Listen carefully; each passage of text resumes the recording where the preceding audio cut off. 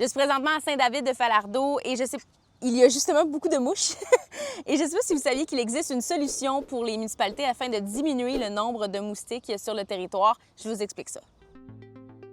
Le programme d'épandage d'insecticides biologiques consiste à étendre plusieurs fois par printemps, par été, des traitements à base de BTI.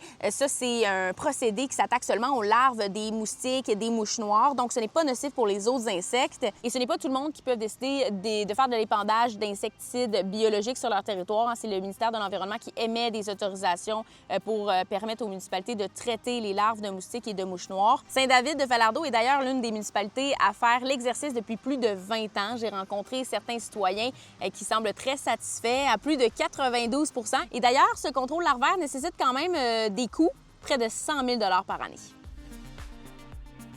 Les firmes environnementales qui s'occupent de faire les traitements doivent s'assurer d'une efficacité de 80 % et j'ai parlé avec Richard Vadeboncoeur de la firme GDG Environnement qui m'expliquait leur procédé, comment on s'assure de cette efficacité-là.